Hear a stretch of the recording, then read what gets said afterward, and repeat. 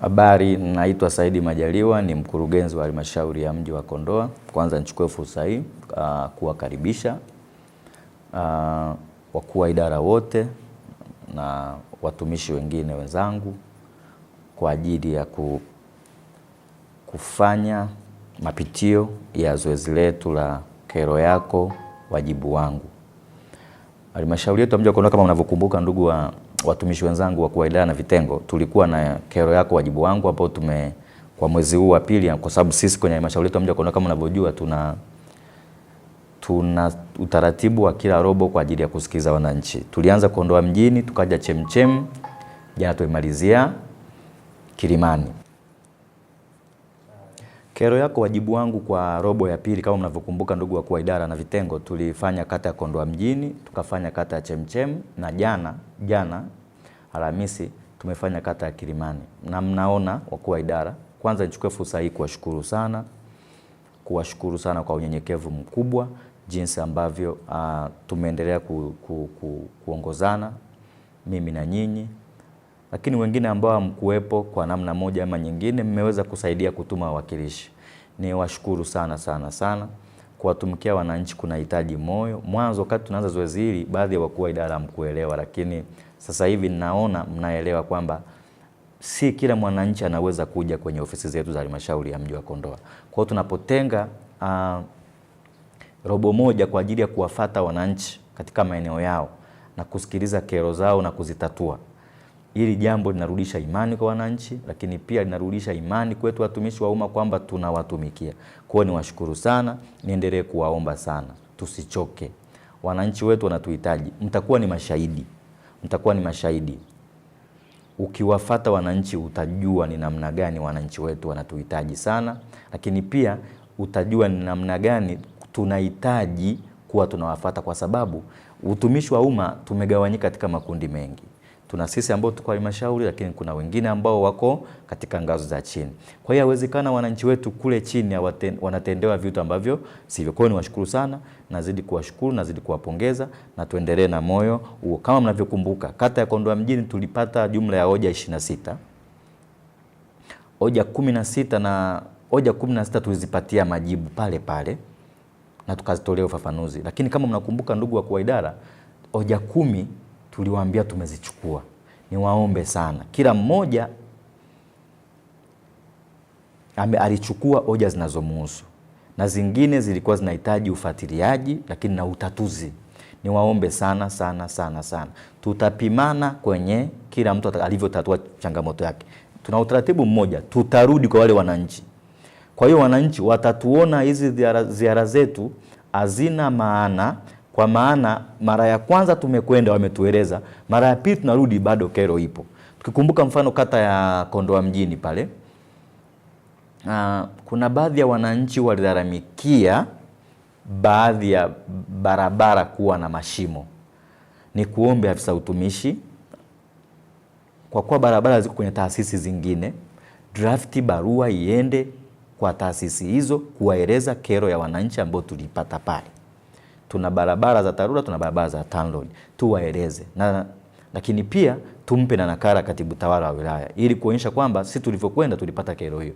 Lakini la pili, kama mnakumbuka, Kondoa mjini tulipata kero ya baadhi ya wananchi wanaharamikia baadhi ya miti kuingia kwenye maeneo yao, tukakutuma afisa maliasili ukalifuatilia. Kwa hiyo ni kuomba, ni kero nyingi pale zilibaki 10 ambazo hazijafanyiwa kazi. Lakini kuna ile changamoto ya wenye viti wa mitaa kushiriki kwenye kuuza viwanja mara 2. Ile tunadhani lilitokea Kondoa mjini. Kwa hiyo tulikuomba afisa ardhi lifanyie kazi, lakini nilikuomba tuitishe kikao cha pamoja cha wenye viti wa mitaa, watendaji wa kata na watendaji wa mitaa. Na nikuomba afisa utumishi waelekeze watendaji wote wa mitaa, watendaji wote wa kata na wenye viti wa mitaa. Tutakutana nao Jumatatu kuanzia saa 5 asubuhi ukumbi wa halmashauri. Kwa hiyo barua hizi ziende za mwaliko ili tuweze kuongea. Lakini kama mnakumbuka Chemchem ambapo kwenye kata Chemchem tulifanyia kliniki yetu pale stendi yetu ya Ubembeni, ambapo jumla ya kero 17 ziliibuka pale. 14 tulizitolea majibu na tulitolea ufafanuzi na tulitatua. Lakini kuna kero 3 hazijafanywa kazi. niombe sana hizo kero, mnaohusika na kero hizo zifanyiwe kazi. Kama ziko juu ya uwezo wenu, ziwasilisheni kwangu, na mimi ziwasilishe maeneo yanayohusika. Jana tumefanya pale Kilimani kwenye ofisi yetu ya mtaa wa Bicha. Jumla ya kero 16 wananchi waliziibua. Katika kero zile 16, kero 10 tulibahatika kupata majibu na kuzitoa ufafanuzi. Lakini kero 6 zilibaki, ikiwemo ile ya yule mzee wetu wa pale stendi yetu ya zamani pale, stendi mpya ya Bicha pale. Anadaiana na mzee Twaja. Huyu mzee ana almost miaka 6 anadai fidia yake ambayo kiwalisia tujamlipa kwa sababu anashtakiana na mzee Twaja kwenye hiyo kesi yao. Lakini hiyo kesi haiishagi. Kwa hiyo ni kuombe mwanasheria, tafadhali sana, kwa unyenyekevu mkubwa, tutakuja kuulizwa sisi kama halmashauri tumefuatiliaje kuhusu hii kesi, iko maeneo gani? Kwa sababu tumekalia kumjibu tu kesi iko, tumjibu mwananchi kesi iko hatua gani, ili yeye ajue. Lakini pia hizi kesi zina watu, tuwasilishe kwa wanaohusika, kwa sababu haiwezekani mtu toka mwaka 2020 hela yake imeshikiliwa, hajalipwa fidia yake, stendi inajengwa pale, na wafadhili wa stendi hizi wanasema hawawezi kupeleka mradi ambapo kuna kero. Kwa hiyo ni kuombe mwanasheria kwa unyenyekevu mkubwa, hebu fuatilia hii kesi iko hatua gani na unipe majibu. Ili kwa sababu mambo ya kujibu mzee wa watu kwamba kesi iko mahakamani where, which stage, haiwezekani. Na sidhani kama mahakama zetu zinasikiliza kesi zaidi ya miaka 7. Haiwezekani, kuna somewhere stage ya kesi ipo. Kwa hiyo ni kuombe sana, huyu mzee toka na ripoti hapa 2024 anakanyaga hapa, na umemuona tena leo amerudi tena naulizia, tunamjibu the same issue kwamba kesi iko mahakamani. Kesi iko mahakamani stage gani? Kwa hiyo kama kuna kitu tunaweza kufanya kama halmashauri, kushauri ili swala likahitimishwa, utushauri mwanasheria tuweze. Najua hatuwezi kuingilia mamlaka ya mahakama, lakini hatuna wajibu wa kujua iko stage gani. Lazima sisi halmashauri tujue, ili mwananchi anapokuja kuuliza swali lake tumwambie liko stage gani. Kwa hiyo nimeona niliseme ili mzee wetu huyu ambaye anahangaika kila siku, wanashtakiana watu wawili, lakini anashtakiana yeye na mzee Twaja, lakini na familia yake yote malipo yake yamezuiwa. Huyu mzee kila kero nikiitisha lazima atokee. Na mimi siwezi kuwa mkurugenzi ambaye siwezi kutatua kero ya mtu. Sina maana ya kuwa hapa basi, kwa sababu haiwezekani kesi toka mwaka 2020 haijawahi kuisha mpaka leo miaka 6. Is it possible? Kwa mwanasheria anakutask hiyo kazi. Hiyo kazi ni kuombe sana sana. Siku likiibuka hoja ya huyu mzee, utapaswa utujibu kesi iko kwa nani na iko stage gani na ni nani anachelewesha hii kesi. Lakini la tatu, mweka hazina ukaniangalizie hela ya huyu mzee imo.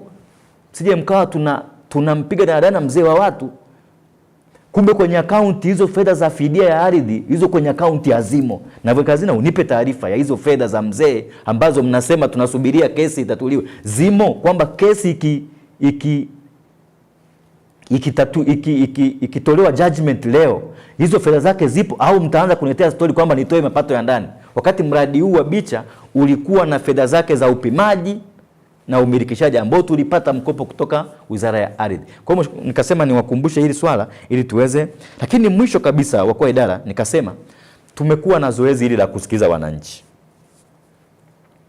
lakini pia wanasema charity begins at home. Hivi mnatambua kwamba tuna watumishi wetu wa umma ambao wana kero? Walimu, waganga wafawidhi, watendaji, maendeleo ya jamii, kada zote kwenye halmashauri yetu. Sasa nimeamua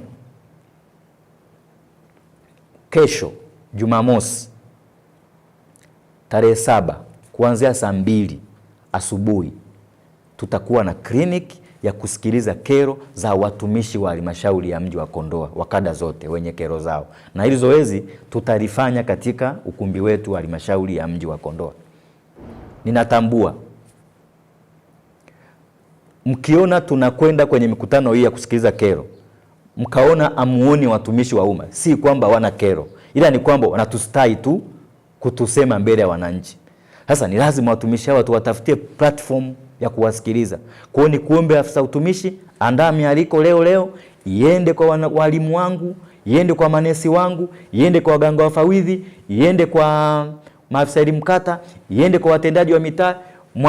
Mtumishi yoyote wa umma ambaye ni mtumishi wa halmashauri ya mji wa Kondoa, ambaye ana kero yake yoyote, ambayo hata ina miaka 20 imekaa, tukutane kesho kwenye ukumbi wa halmashauri ya mji wa Kondoa ili niweze kuwasikiliza na niweze kutoa majibu. Na niwahakikishie, siwezi kuwa na uwezo wa kuhudumia wananchi wa nje nikawa na watumishi wangu ndani ambao wana matatizo. Tatolea mfano mdogo tu. Mimi bahati nzuri wa kawaida niwaambie tu. Sidhani kama hapa kuna mtumishi yoyote ambaye leo ni mkuu wa idara kuanzia chini kule. Wote tumetokea kule chini. Lakini tumekuwa na tabia, tukishapata hivi vyeo vya juu, tunawasahau wale watu wa chini. Waweza kukuta kuna mwalimu leo ni 2026. Wakuta kuna mwalimu leo anadai uhamisho wake wa kutoka shule moja kwenda shule nyingine watoka mwaka 2018. Lakini mkuu wa idara hapa ama juzi tu hapa, yeye anaona ni sahihi kujilipa. Lakini niwaulize, ni kwa kuwa idara hizi fedha tumekuwa tukizigawa kwa usawa au tunajitanguliza sisi wenyewe?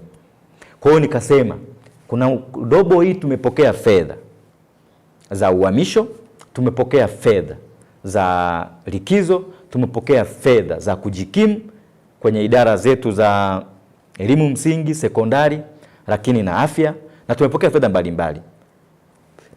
Sitolipa hizo fedha mpaka niwasikilize hao walimu wangu, niwasikilize watumishi wangu walioko chini kule, nione nao. Haiwezekani mtu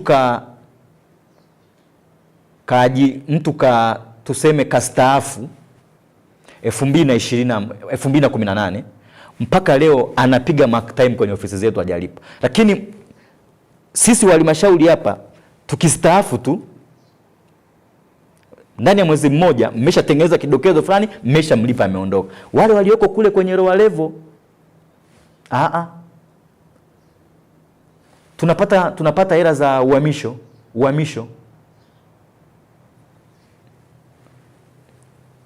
Mwalimu amehama kutoka shule A kwenda shule B mwaka 2010, 2011, 2018 mpaka leo 2026 hajalipwa. Na maskini ya Mungu anadai 70,000, 200,000. Lakini kuna mtu hapa HQ amehama anataka yeye milioni 6 zote ajilipe yeye.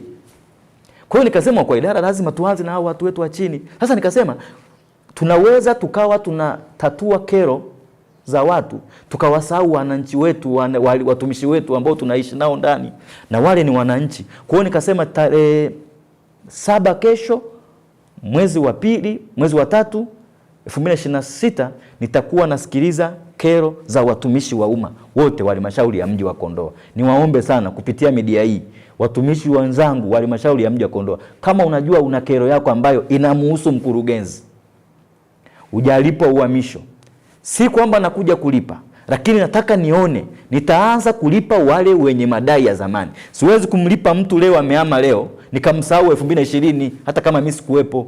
Tuanze na wale wa zamani, twende. Nikiondoka hapa akija mwingine atalipwa mwaka huu. Lakini haiwezekani tupokee milioni 20 halmashauri, milioni 17 ziishie HQ tu, alafu wale wa level tunawatupia vile vitatu vile. Kwa hiyo ni kitu ambacho mimi nimesema nimekishuhudia hapa. Bahati nzuri wa kawaida mimi nawaambia, sijawa mkurugenzi kwa kutokea tu mbinguni. Nimeanzia lower level.